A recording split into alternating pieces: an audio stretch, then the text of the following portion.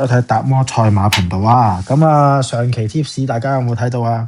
咁啊我哋重點咧介紹嗰個場次咧，咁就攞到個2、3、4名啦，咁啊第1名就俾個追風懟爆咗啊！潘頓突然之間殺咗上嚟啊！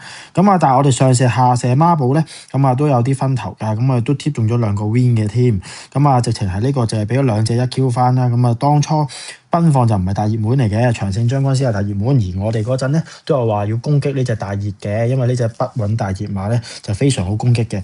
咁啊，我哋群組入邊咧都有朋友仔咧都有跟到啦，咁啊睇睇佢哋點樣睇買嗰啲飛啦。咁啊，你睇下啦，咁啊呢個朋友仔都話：喂，多謝阿達哥啊！喂，我哋跟咗你有冇買單 T 啊？然之後跟住直情係2隻咁啊單色啊，單一嘢風神呢個同埋呢個奔放1Q 翻啊，真係犀利啊！咁啊，然之後咧，咁啊啲朋友仔都係話：哇，我哋最嬲，我哋重心嗰場咧，咁啊貼咗準希望做膽啊嘛，因為話預期熱膽，不如攞隻冷膽啦。咁啊準希望真係完全冇賽績嘅情況底下可以上到名，咁啊跑咗第4翻嚟啦。咁啊啲朋友仔都有採用佢哋嘅投注策略啦，都有拖埋啦。咁4重彩又中啊，4連環又中，你睇一睇啦。咁啊4連環其實派700幾蚊都幾好分㗎啦。咁所以咁如果大家朋友想入我哋嘅群組咧，都可以歡迎同我哋講聲啦。咁喺留言度都得啦，又或者係喺我哋嘅 Facebook link 度揾我哋都得嘅。好啦，咁事不宜遲啦，咁我即刻講講今日會俾邊一場心水馬匹大家啦。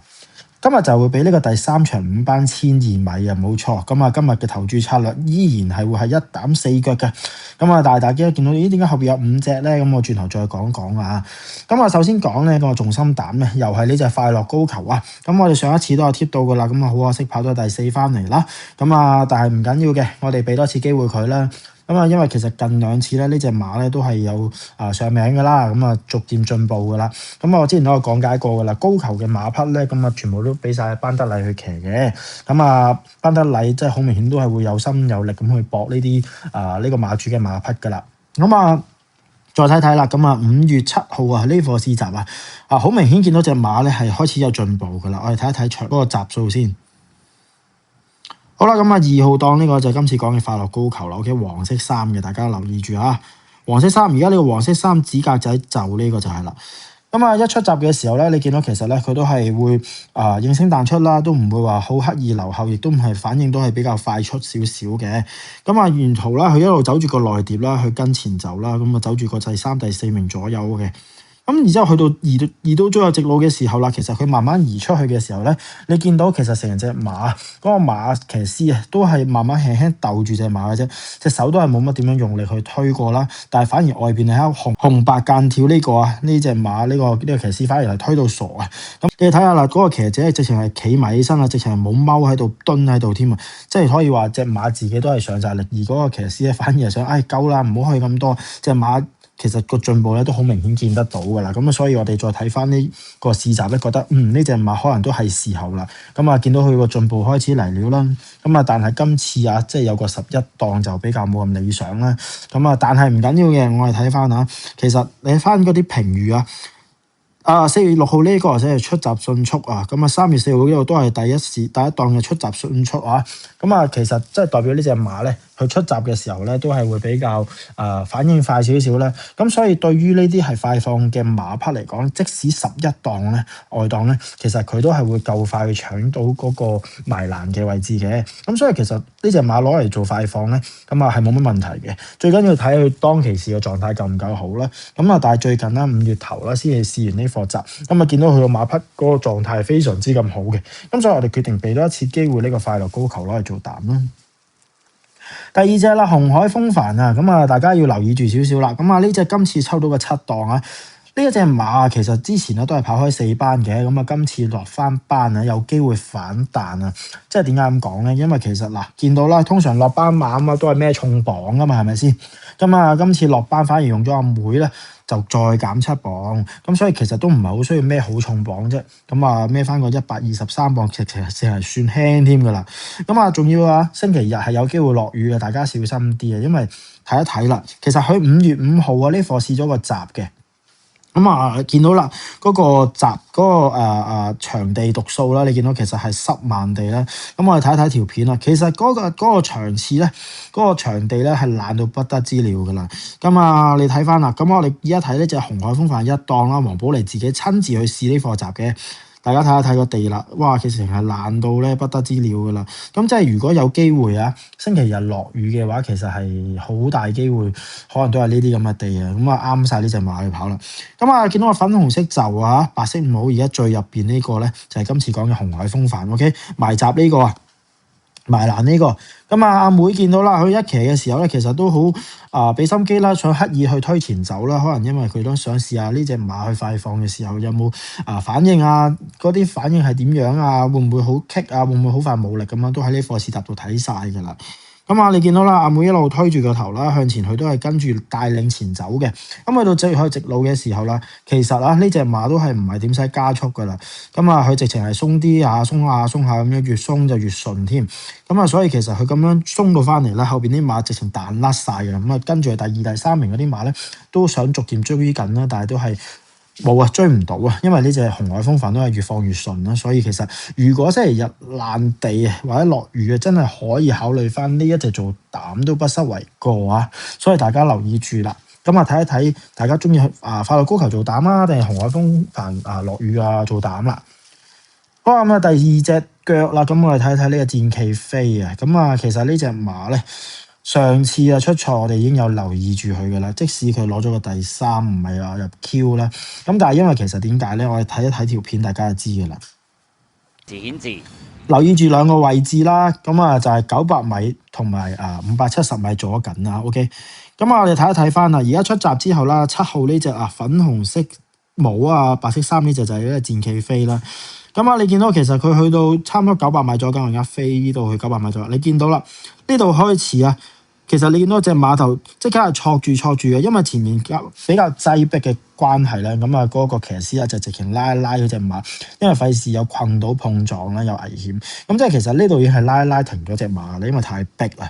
咁啊，我哋再睇一睇啦，啱啱去到570米，嗱而家去到呢度，嗱又再鬆一鬆隻馬係成個馬頭俾佢拉起抽起咗嘅，即係其實成條直路嚟講咧，呢隻戰旗飛係俾人拉過2次嘅，即係。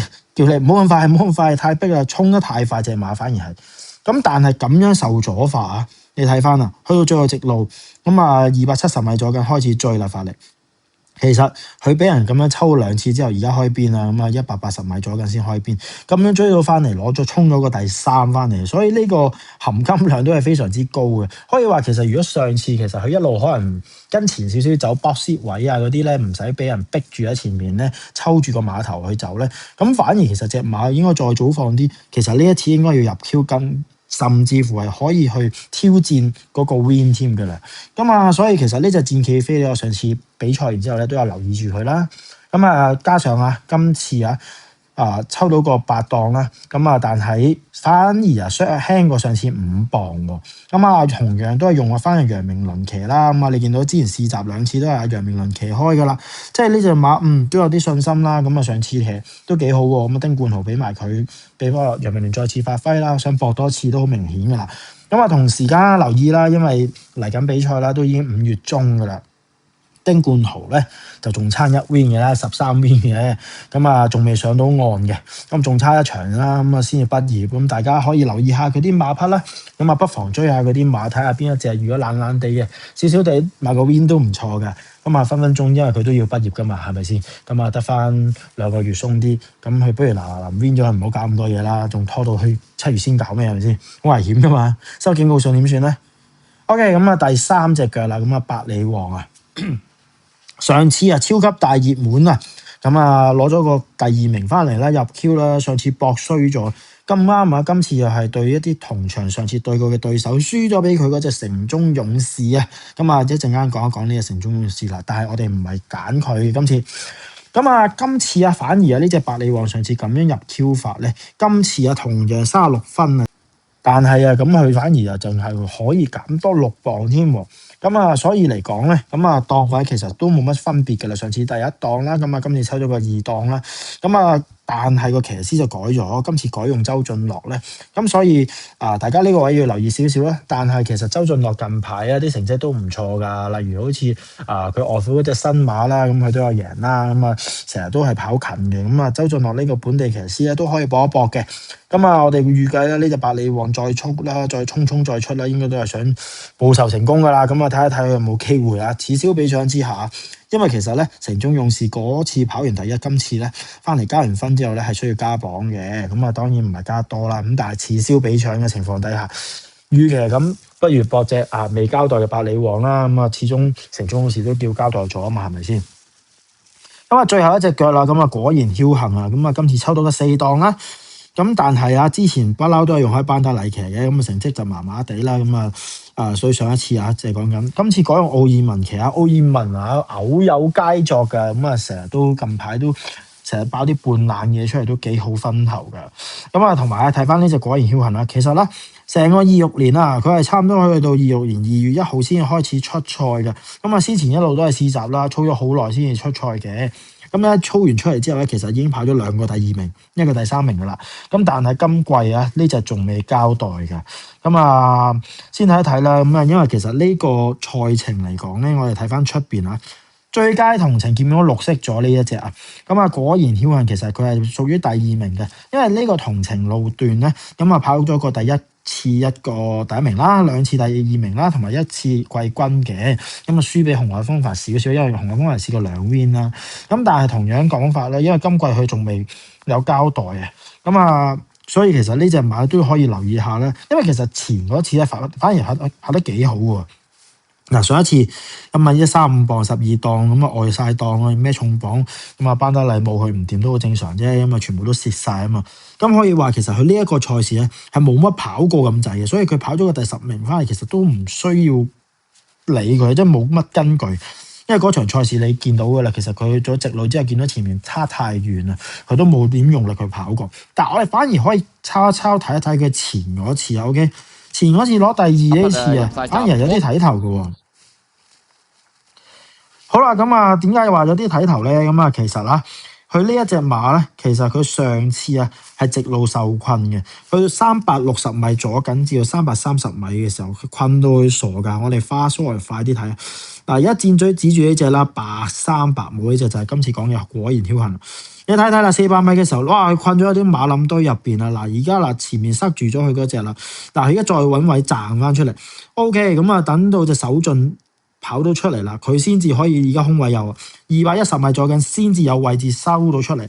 但係佢喺入邊係困咗又困右，跟住先再壓翻出嚟，等前面隻行咗去。佢而家其實過咗嗰隻5號嘅，大家見到佢咁樣殺翻上嚟，追咁多攞咗個第2個入 Q 啊！大家你諗唔諗到啊？其實佢由呢一個位開始喺入邊又彈出去，到依家等前面隻5號上啦。佢先至有力上，你睇睇右手邊220米呢度，而家先開邊拍上嚟，再用200米左緊，一嘢追過翻前面嗰3隻，咁樣入 Q 法，所以其實呢隻果然僥倖咧，都係幾值得搏嘅呢隻馬，我哋自己覺得。